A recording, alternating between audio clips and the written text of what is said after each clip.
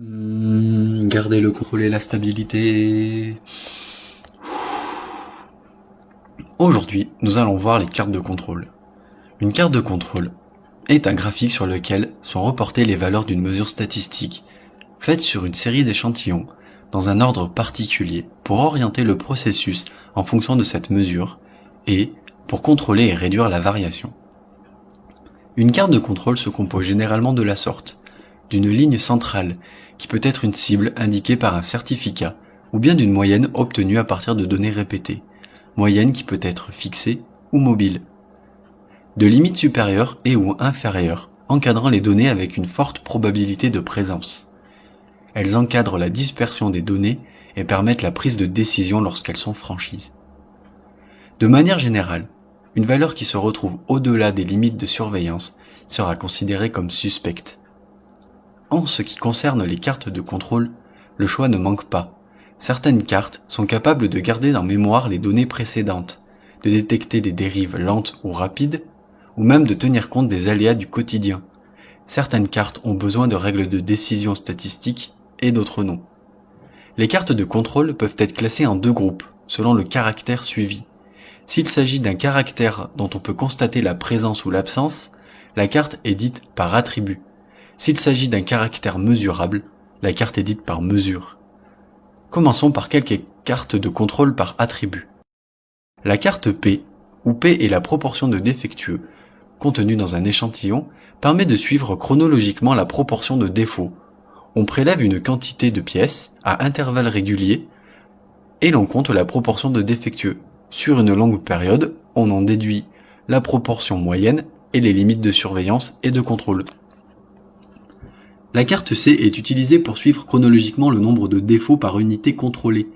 Elle est différente des cartes P car le critère suivi est le nombre de défauts et non le nombre de défectueux.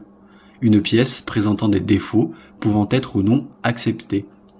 Suivant le critère de gravité du défaut, la pièce sera ou non considérée comme défectueuse. Pour une carte D, les défauts sont classés par type en fonction de leur gravité. À chaque classe de défaut est associé un poids. Cette valeur du démérite est d'autant plus importante que le défaut est majeur. C'est donc une carte aux attributs pondérés.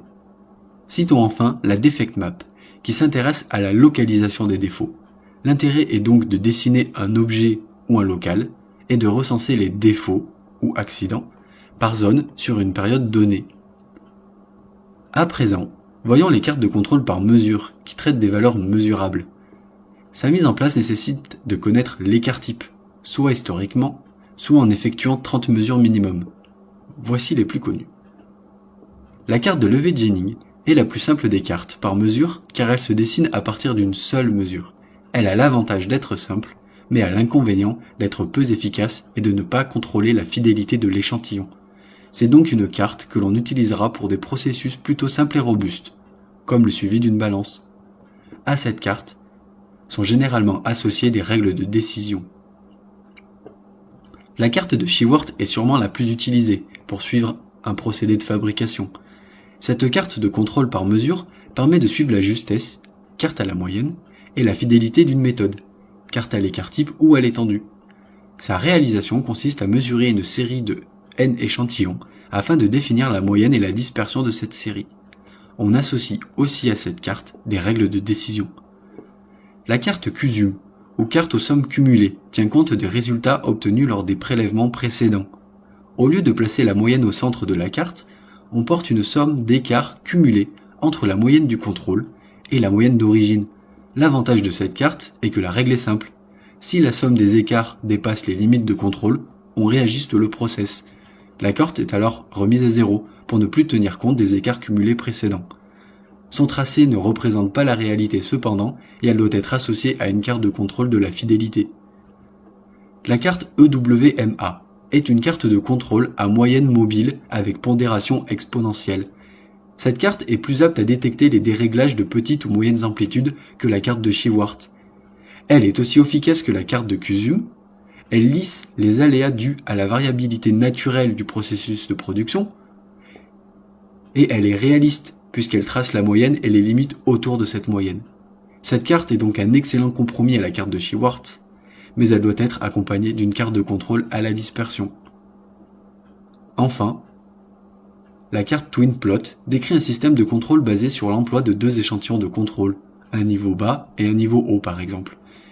Ce graphique est un carré formé par des lignes de plus ou moins un écart type, deux écarts types et trois écarts types. Pour terminer, une carte de contrôle doit être mise en place après chaque validation de méthode, que ce soit de dosage ou de fabrication, ou tout ce qui peut être suivi dans le temps.